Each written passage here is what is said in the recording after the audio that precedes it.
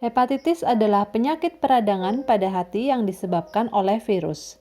Virus hepatitis terbagi menjadi 5 yaitu A, B, C, D, dan E.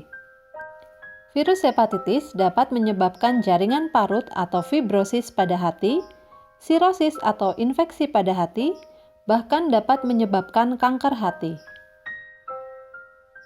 Pada kasus hepatitis ringan, dengan pengobatan dan pola hidup sehat, ada kemungkinan untuk sembuh. Tetapi pada sirosis, diduga lebih berbahaya dibanding hepatitis dan kemungkinan kesembuhannya lebih kecil dari hepatitis. Komplikasi kanker hati lebih banyak disebabkan oleh sirosis yang parah.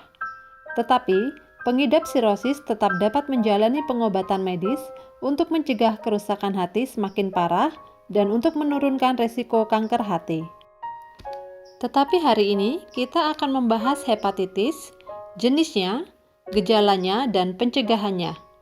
Berikut penjelasannya. Penyebab hepatitis. Hepatitis A atau HAV, hepatitis A virus, dapat disebabkan oleh makanan yang terjangkiti atau terkontaminasi kotoran dari pengidap hepatitis A. Hepatitis A dapat disembuhkan oleh obat-obatan atau dapat sembuh sendiri dengan pola hidup sehat. Selain itu, sudah ada vaksin untuk mencegah hepatitis A. Hepatitis B atau HBV. Hepatitis B ditularkan melalui kontak darah dengan orang yang terinfeksi. Kontak darah ini bisa terjadi melalui transfusi darah, alat medis, jarum suntik, air mani, dan dapat menular dari ibu pengidap hepatitis B ke bayi saat persalinan. Hepatitis B lebih berbahaya dari hepatitis A karena dapat menyebabkan kematian. Vaksin HBV dapat digunakan untuk mengurangi risiko terkena hepatitis B. Hepatitis C atau HCV. Hepatitis C menular melalui darah atau cairan seksual seperti pada hepatitis B. Untuk hepatitis C yang ringan dapat sembuh dengan sendirinya, tetapi banyak kasus yang kronis dapat menimbulkan komplikasi. Vaksin untuk hepatitis C belum ada, tetapi hepatitis C tetap dapat dicegah dengan cara tidak menggunakan jarum suntik atau narkoba, tidak seks bebas, dan tidak berbagi penggunaan barang pribadi dengan orang lain. Hepatitis D atau HDV. Hepatitis D merupakan jenis hepatitis yang tidak biasa. Mengapa? Karena hepatitis D dapat terjadi jika seseorang sudah terinfeksi hepatitis B sebelumnya. Seseorang dapat menderita hepatitis D bersamaan dengan hepatitis B atau jika ia sudah menderita hepatitis B dalam jangka yang panjang atau kronis. Virus ini adalah virus yang tidak lengkap tanpa bantuan virus hepatitis B. Sehingga, ia hanya dapat berkembang jika seseorang sudah terinfeksi hepatitis B terlebih dahulu. Penyebabnya hampir sama dengan hepatitis lain, yaitu cairan seksual, terlebih pada sesama jenis, cairan darah yang sudah terinfeksi, dan menderita hepatitis B. Hepatitis E atau HIV.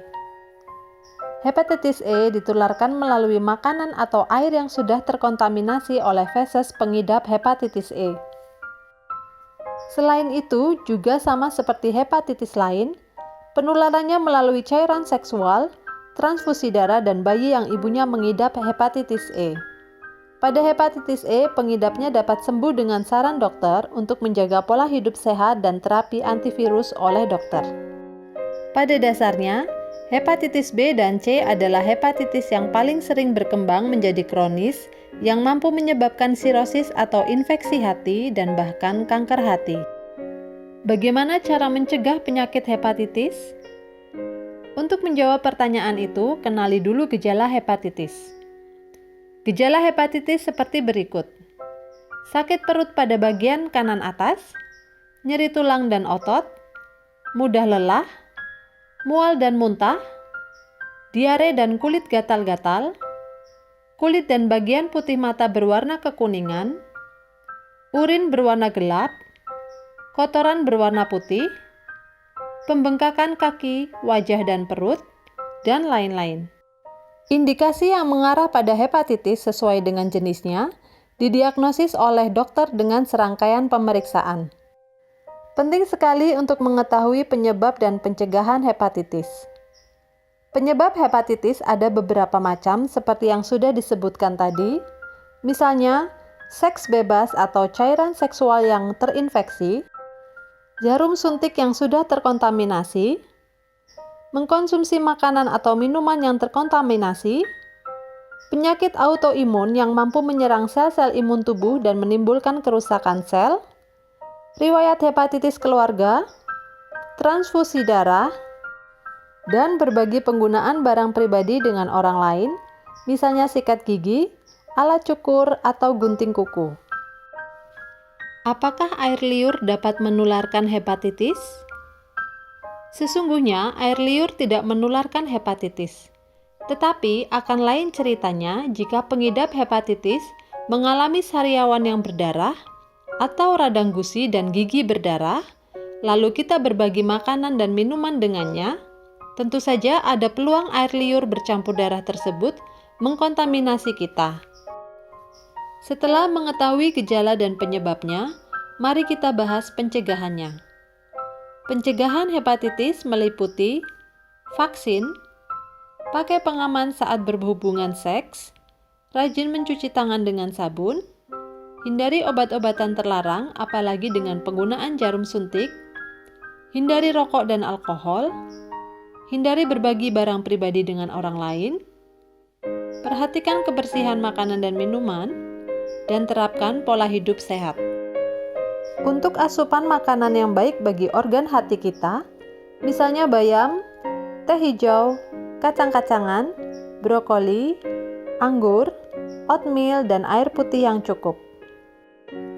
Untuk menjaga organ hati dengan fungsinya yang sangat penting, yaitu tugasnya menyaring racun yang masuk dalam tubuh dan berperan dalam pembentukan protein, sebaiknya kita juga menghindari makanan-makanan yang memberatkan kerja hati, seperti makanan manis berlebihan, makanan cepat saji, garam berlebihan, dan hindari mengkonsumsi alkohol.